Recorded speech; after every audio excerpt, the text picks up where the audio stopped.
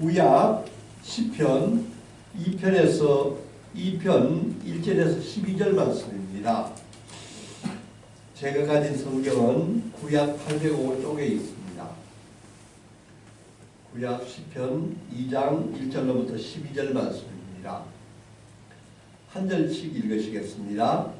어찌하여 이방 나라들이 분노하며 민족들이 헛된 일을 꾸미는가? 세상에 고난들이 나서며 관원들이 서로 꾀하여 여호와와 그의 기름 부음 받은 자들을 대적하사 우리가 그들의 맨 덫을 끊고 그의 결박을 벗어버리자 하는도다. 하늘에 계신 이가 웃으시며 주께서 그들을 비웃으시리로다. 그때 분을 발하여 진노하사 그들을 놀라게 하여 이르시기를 내가 나의 왕을 내 거룩한 산 시온에서 얻다 하시리로다. 내가 여호와의 명령을 전하노라. 여호와께서 내게 이르시되 너는 내 아들이라. 오늘 내가 너를 낳았도다. 내게 구하라. 내가 이방 나라를 내 유업으로 주리니 내 소유가 땅끝까지 이르리로다.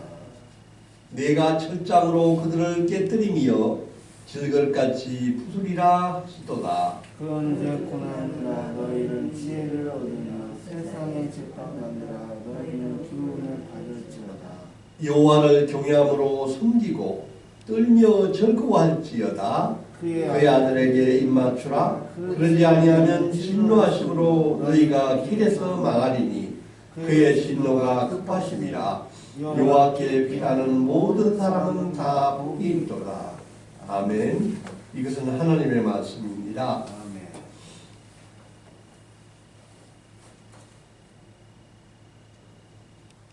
오늘의 설교 제목은 나의 진정한 왕은 누구입니까? 라는 제목으로 말씀을 드리겠습니다. 성도 여러분, 우리의 진정한 왕은 누구입니까? 이 나라의 대통령입니까? 아니면 나 자신입니까? 아니면 내가 갖고 있는 지식입니까? 내가 갖고 있는 돈입니까? 사사기 17장 6절 말씀을 보면 이렇게 나와 있습니다. 그때에는 이스라엘 왕이 없었으므로 사람마다 각기 자기 소견에 오른 대로 행하였더라. 사사기 시대에 이스라엘 백성이 혼란에 크게 빠졌었을 때는 그들 자신이 섬겼던 이스라엘 왕이 없었다는 것입니다.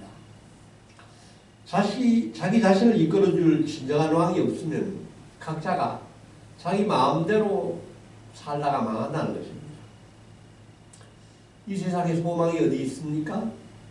우리에게 올바른 가치관과 기준이 되실 진정한 왕이 누구이십니까? 그것은 이 세상에 세워진 왕이 아니라 바로 삼위일체 하나님이십니다. 오늘의 본문은 이와 같은 우리의 질문에 아주 정답을 제공해주는 본문입니다.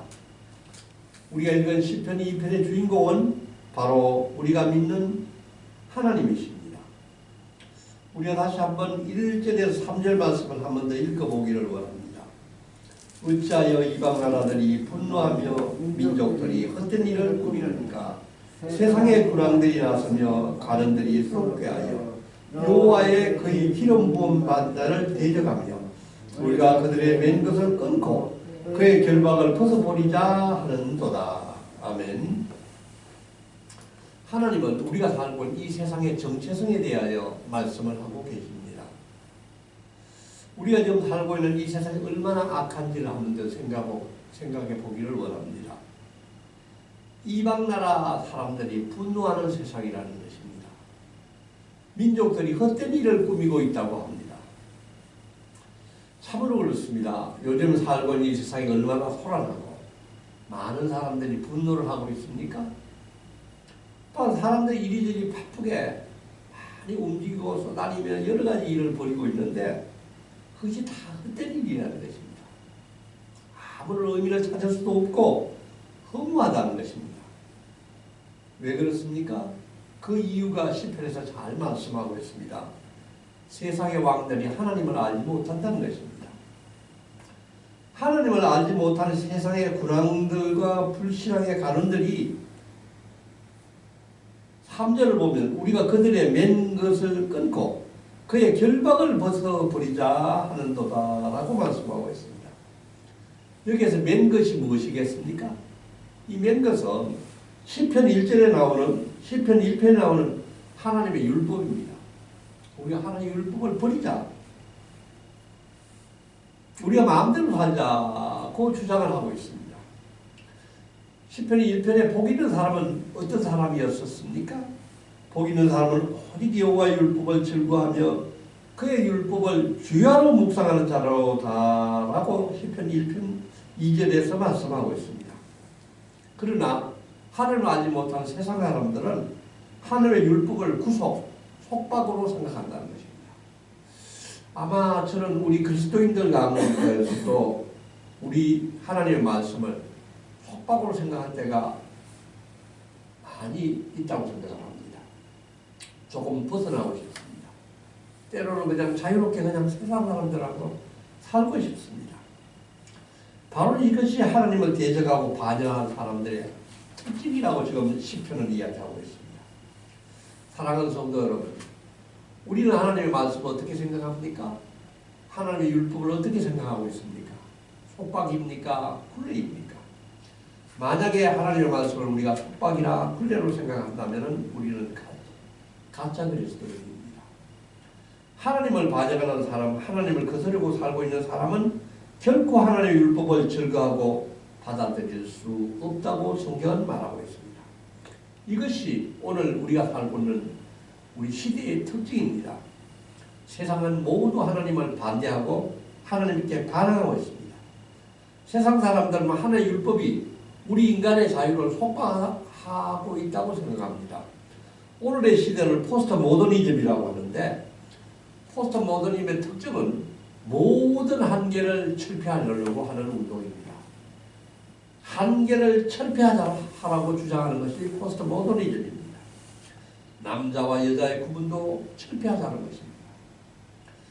개성과 자율성과 다양성과 대중성을 대단히 중요하게 생각하는 데 비해서 절대적인 가치나 규범을 모조리 다 허물어버리자는 게 포스트 모더니즘 이 시대의 특징이라고 생각합니다.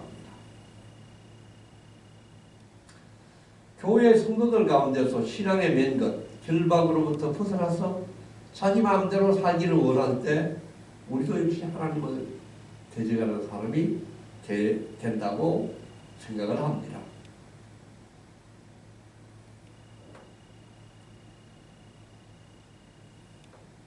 여기에서 기름 부은 자를 대적한다고 하였습니다. 이 기름 부은 자가 누구입니까? 시편에서 이야기한 기름 부은 자는 이스라엘 왕 다윗을 비롯한 이스라엘 왕이 기름 부은 자들이기도 하고, 또한 장차 오실 이때에 말씀된 장차 오실 예수 그리스도를 말씀하고 있습니다. 불신앙의 세력은 지금도 하나님과 예수 그리스도를 대적하고 있습니다. 과거에도 그랬고 지금도 마찬가지고 앞으로도 갈수록 그리스도를 핍박할 것입니다. 세상이 이렇게 시끄럽고 소란하고 분노하는 것은 하나님의 법을 거부하기 때문입니다. 우리가 사도행전 4장 25절을 한번 살펴보겠습니다. 사도행전 4장 25절 그래서 28절 말씀을 한번 보기로 원합니다. 다 찾으셨으면 한번 읽어보겠습니다. 시작. 또 주의 종 우리 조상 다윗의 입을 통하여 성령으로 말씀하시기를 어찌하여 열방이 분노하며 족속들이 허다를 경영하는고 세상의 불황들이 났으며 관리들이 함께 모여 주와 그의 그리스도를 대적하도다 하신 이로소이다. 거기까지만 하겠습니다. 26절까지. 사도행전은 시편 2절의 말씀을 그대로 가져와서 지금 정언을 하고 있습니다. 이제 며칠 있지 않으면 아기 예수 그리스도가 세상에 오십니다. 우리가 마지막 대림절을 준비하고 있는데, 예수 그리스도께서 우리를 죄에서 구원하시라고 이 세상에 오셨지만은 열방 사람들과 군왕들이 예수 그리스도를 대적한다고 말씀하고 있습니다. 이 사도행전의 저자는 시편 2편의 말씀이 예수 그리스도를 통하여 성취된 것으로 보고 있습니다. 그래서 저는 성경을 읽을 때마다 얼마나 이 창세기부터 요한계시록까지 성경이 우리의 옷감을 짠 것처럼 아주 더 정교하고 아주 정확하게 하고 연결되어 있는 것을 깨닫게 되는 것입니다. 이러한 세상과 군왕들의 반역은 헛수고로 끝이 난 것입니다. 이제 다시 한번 시편으로 돌아오겠습니다. 2편 4절에서 6절 말씀 우리가 한번 읽겠습니다. 시작. 하늘에 계신 이가 웃으시며 주께서 그들을 비웃으시리로다. 그때 분을 바라며 진노하사 그들을 놀라게 하여 이르시기를 내가 나의 왕을 내 거룩한 산 시온에 세웠다 하시리로다. 세상이 아무리 하나님과 예수 그리스도를 핍박하고 교인들을 핍박해도 허사라는 것입니다. 왜 그렇습니까? 하나님이 하늘에 계신 이가 웃으신다는 것입니다. 그 광경을 보고 비웃으신다는 것입니다. 세상을 아무리 교회를 부정하고 아무리 그리스도인을 핍박하고 예수 그리스도를 부정한다 그러더라도 하나님의 대적이 되지 못한다는 것입니다. 저는 이 성경을 읽을 때마다 우리 초대교회를 생각해 보게 됩니다.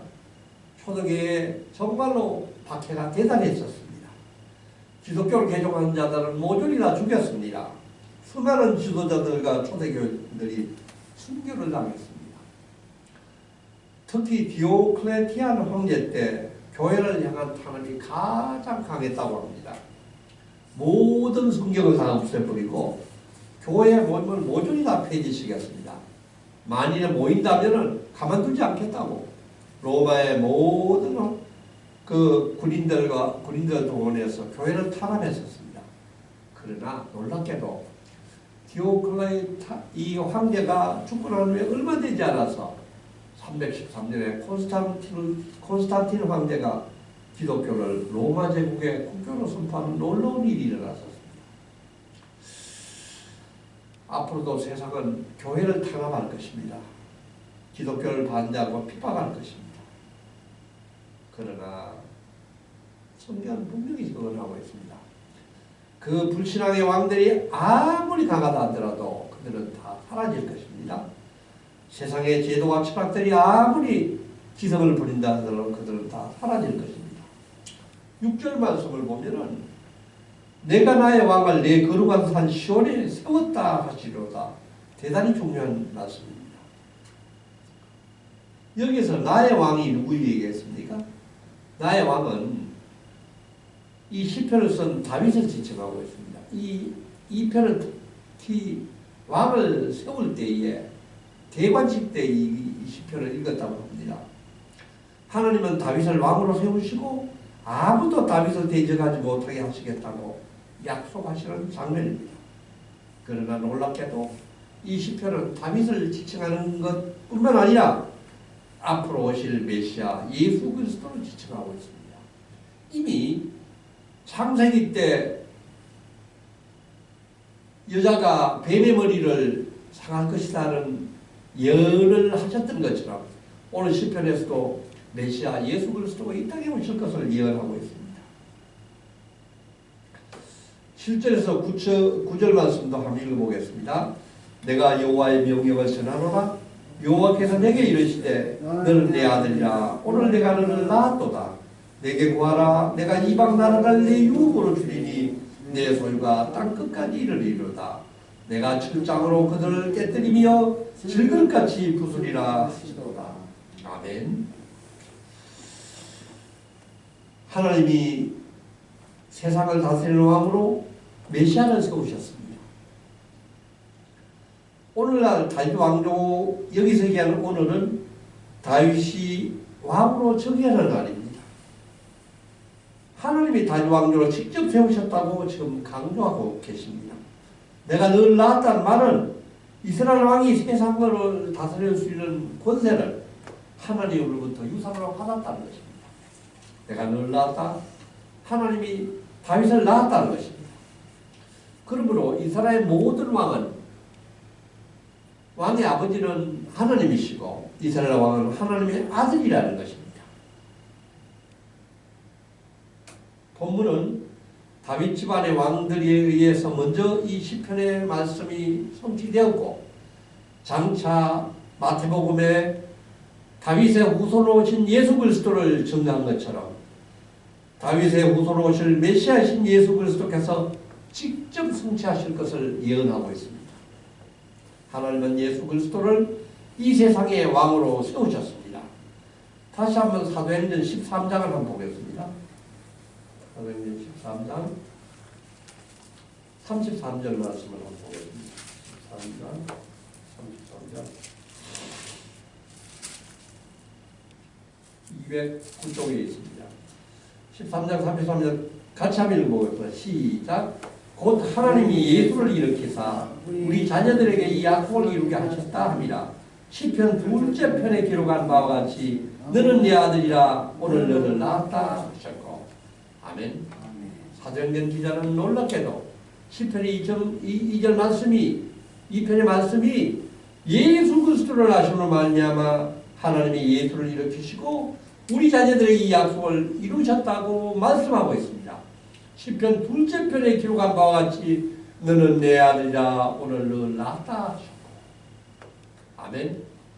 초대교회에서 이 시편이 2편의 말씀을 이루어졌다는 설교를 들었던 많은 성도들이 얼마나 감격을 하고 얼마나 하나님을 찬양했을 것 같은가 하는 생각이 저는 들었었습니다. 하나님은 예수 그리스도 통하여 이 세상을 통치하시기 원합니다. 예수 그리스도가 이 땅에 온 것은 우리 인간에게 대단히 중요한 사건입니다. 가장 중요한 우리 인류 역사의 최대의 사건입니다. 그래서 예수님이 나신 날을 기점으로 해서 Before Christ, After Dominion 이 모든 세계사가 예수님의 나신 날을 중심으로 정해진 것입니다. 예수 그리스도의 생애의 극치와 절정은 언제였습니까? 바로 예수 그리스도가 구유에서 태어서 탄생하신 그 사건입니다. 또한 예수 그리스도께서 십자가에서 우리 죄를 위하여서 죽으신 사건입니다.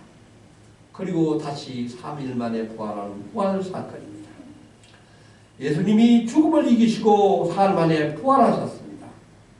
이 세상에서 그 누구가 죽음에서 부활한 사람이 있었습니까?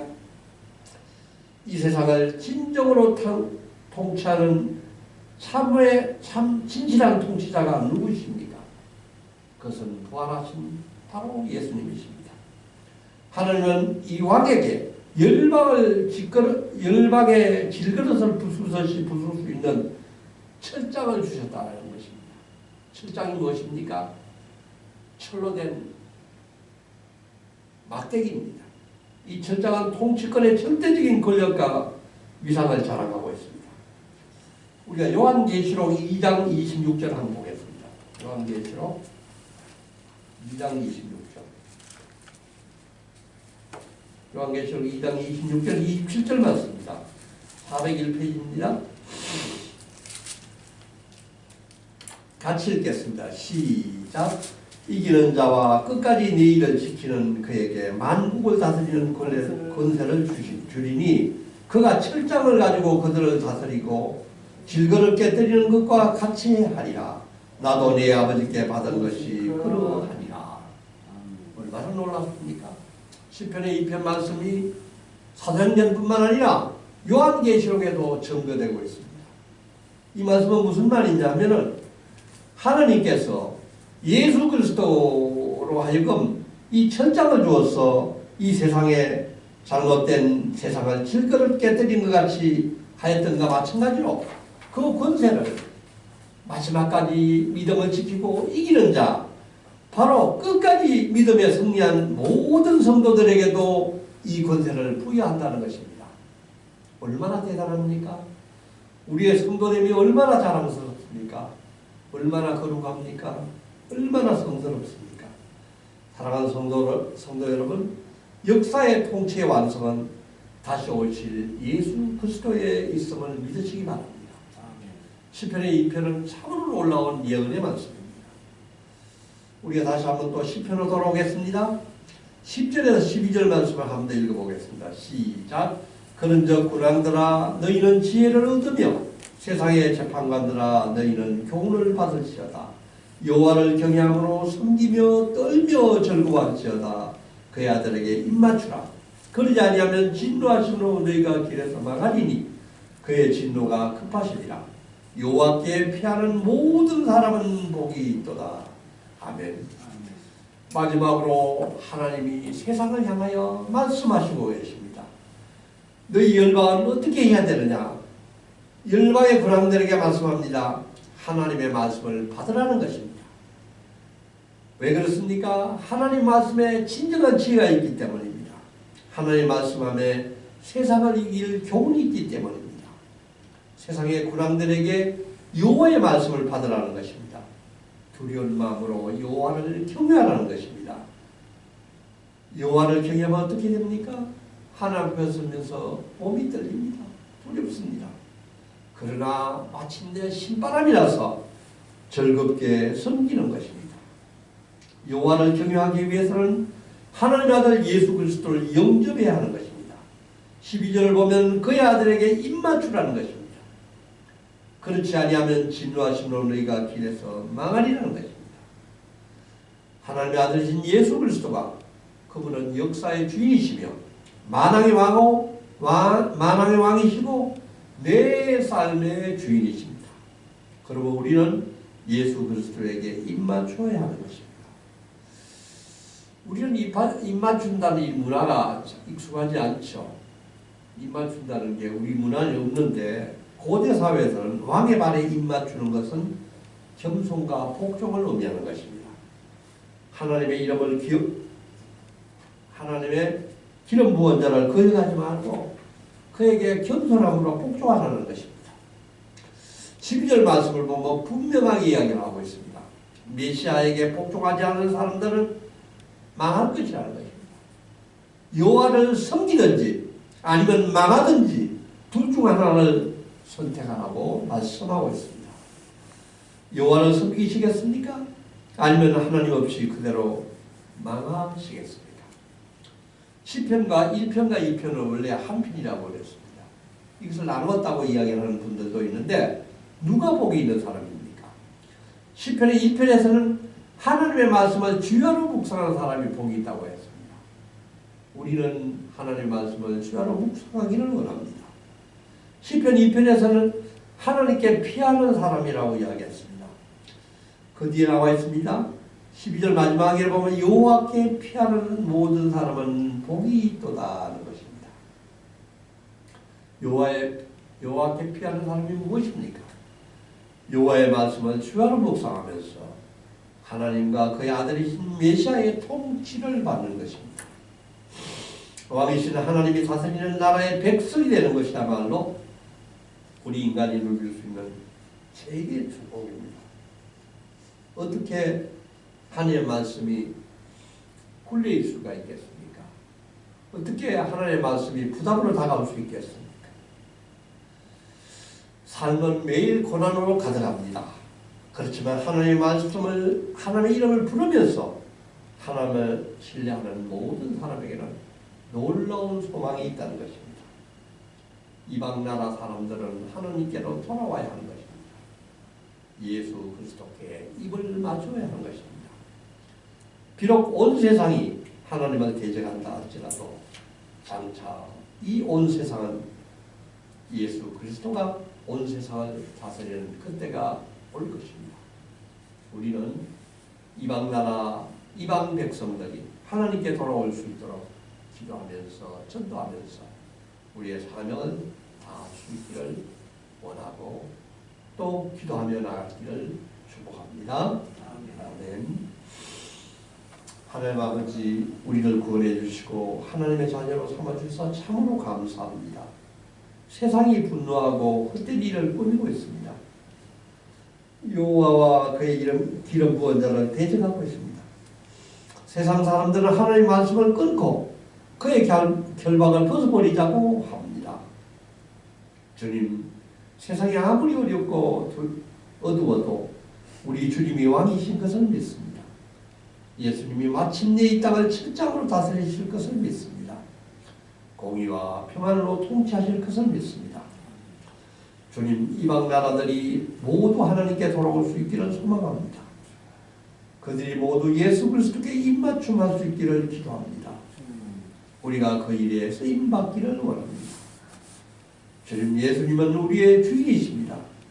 우리가 늘 여호와를 경외하고 섬기고 즐거워할 수 있게 축복하여 주시옵소서.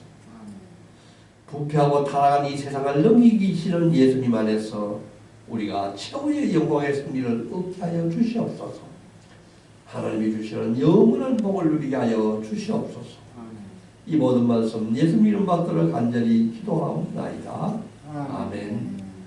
하늘에 계신 우리 아버지, 아버지의 이름이 거룩하게 하시며 아버지의 나라가 오게 하시며 아버지의 뜻이 하늘에서와 같이 이 땅에서도 이루어지게 하소서. 오늘 우리에게 일용할 양식을 주시고 우리가 우리에게 잘못한 사람을 용서해 준 것 같이 우리 죄를 용서해 주시고 우리를 시험에 빠지지 않게 하시고 악에서 구하소서.